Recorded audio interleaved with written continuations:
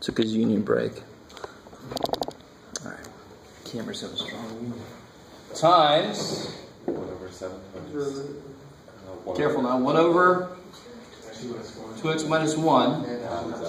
ln 7 times 2. Where'd that 2 come from? Good. And I want you to really pay attention to what you're doing. Why did I put 1 over something besides? That's what you said for me to do. Why did you do that? Why? That's the derivative of log, right? So the derivative of log is 1 over ln of that base. Times the inside. Okay. Right? And then the inside had to get its term to multiply by its derivative. It has to be thrown in there also. Okay. Yes, ma'am. For the log, for natural log 7, do you just assume that if there's no, like, power being raised, it would be 1?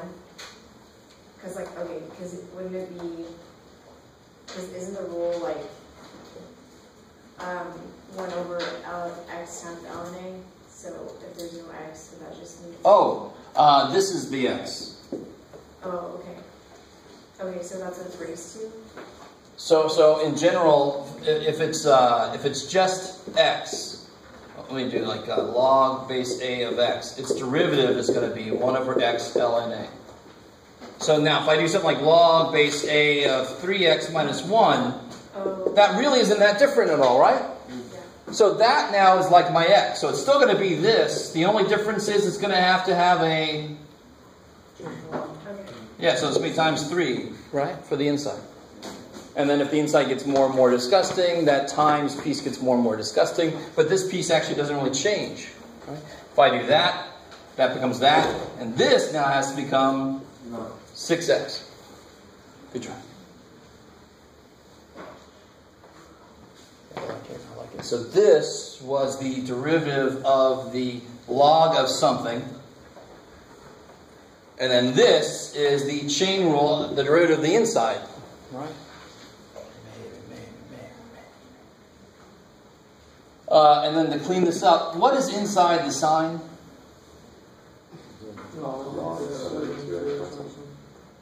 Good. And all this other stuff, I can put it underneath. So there's a 2 up top, so there's -2 sine of this all over ln 7. I like it. Okay. Alright, so let's attack these inverse trig functions. And when I say let's, I really mean you. So yeah, let me feed you one. You guys try this one. And hopefully you guys paid attention. You know the process now. So if I wanted to know what the phi dy dx start with inverse sine.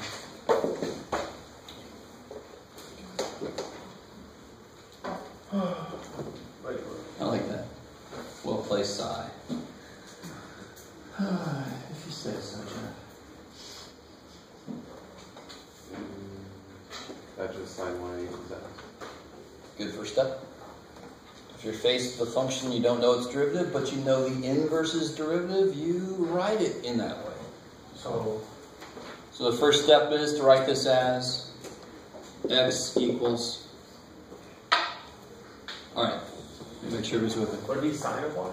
Yeah, because how do I kill inverse sine? What do I take of both sides to kill it?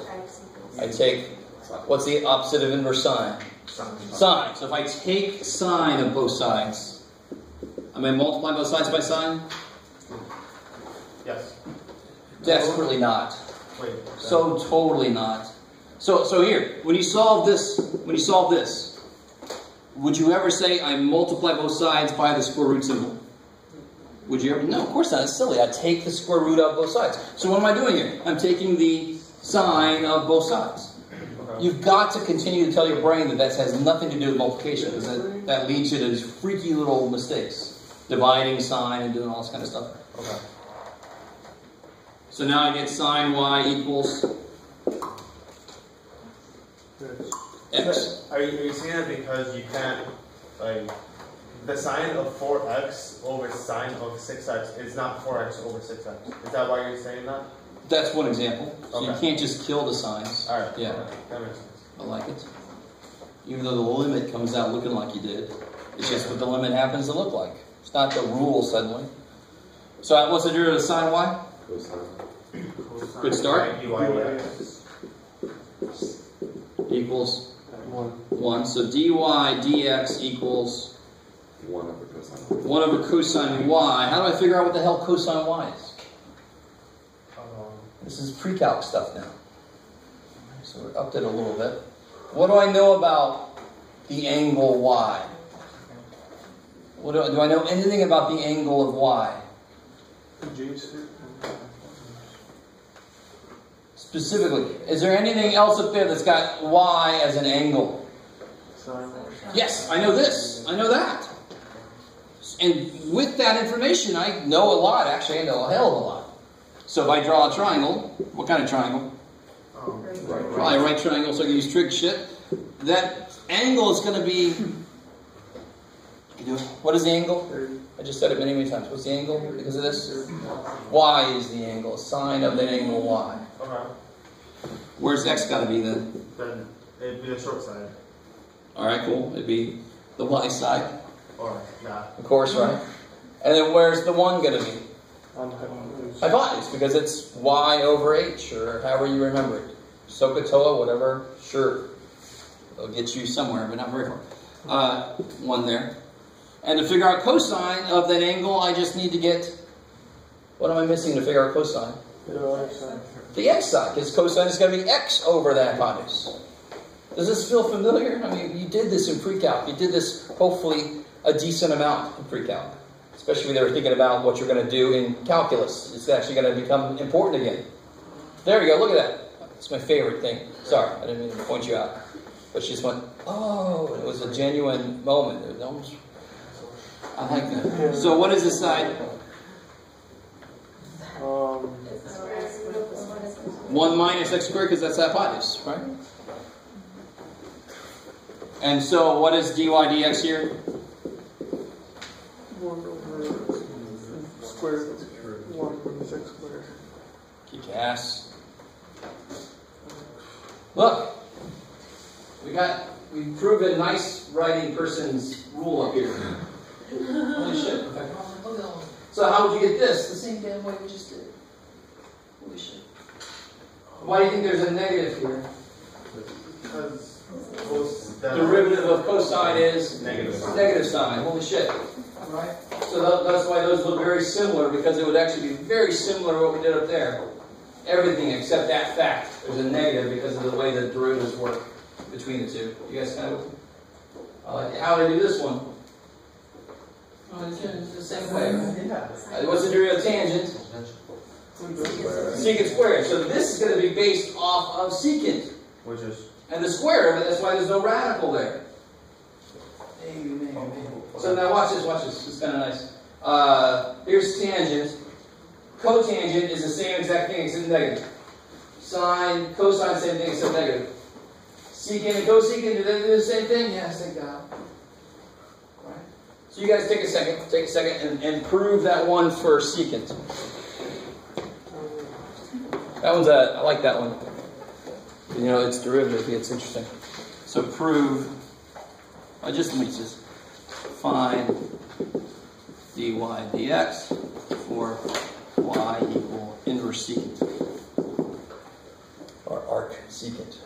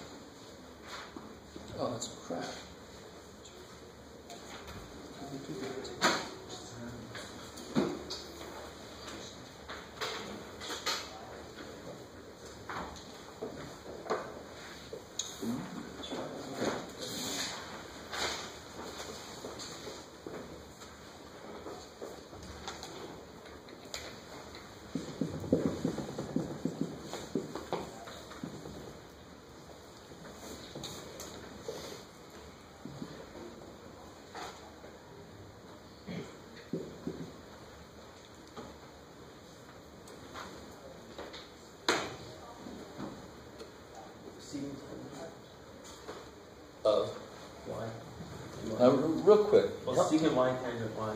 Let me catch up to you guys a little bit. If I write this, what have I done wrong?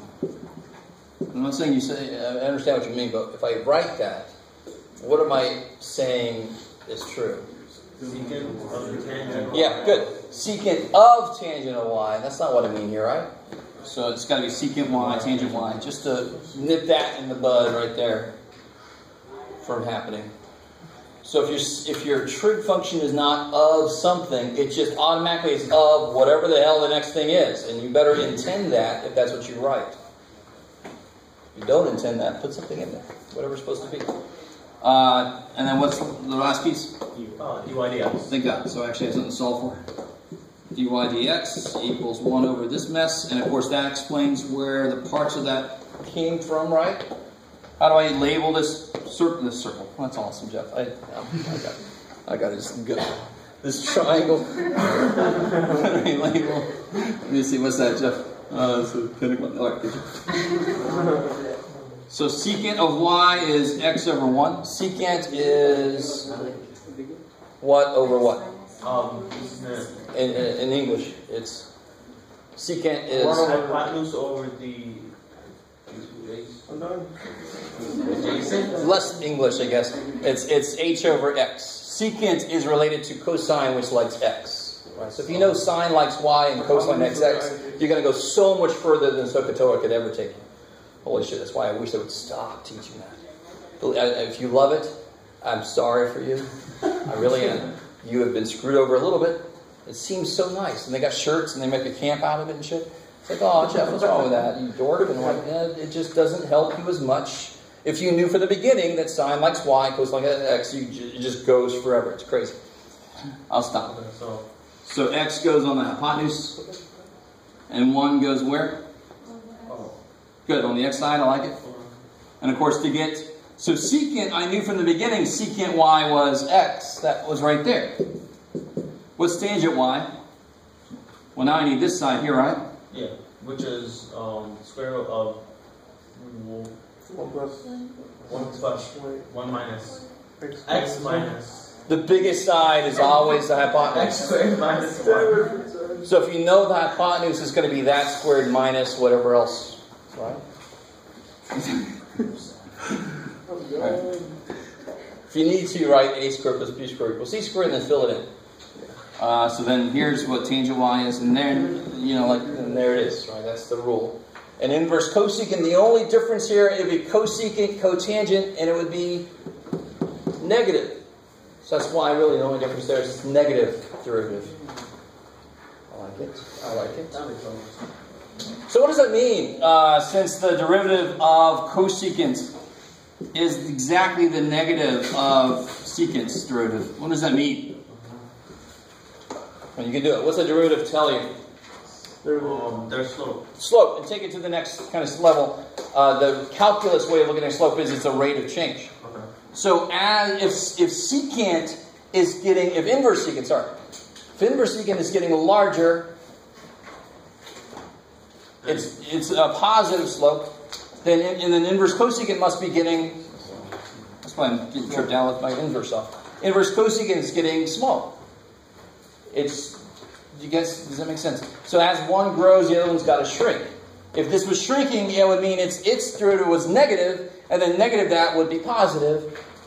Right? So as one grows, the other one shrinks, which makes sense because one is related to x and one is related to y. Oh, okay. All right, so 2 things, and then I'll let you have it.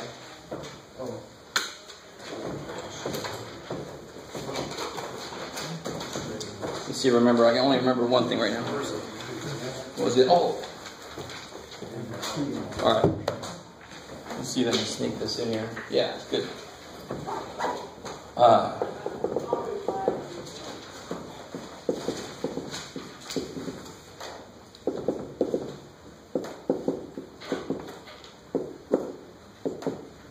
Ooh, that's gross.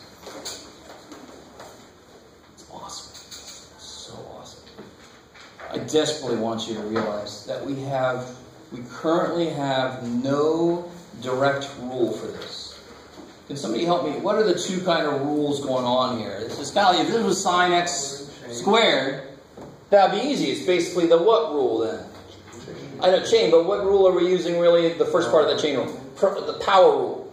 It's some function to a constant power. But it's not to a constant power, so it's more like a to the x, which has its own rule. It's both of them at once.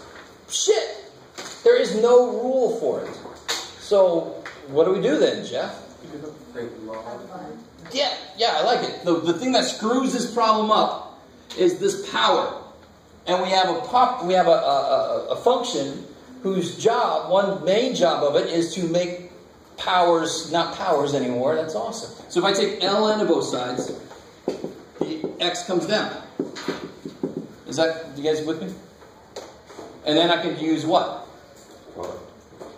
Sort of. What's the main thing I'm going to use? The main idea? I don't have a function of y. So I have to use implicit. Good. Right. It's going to do 3 syllables. Sounds like. So what's the derivative of ln y? 1 over y. 1 over y. dy dx.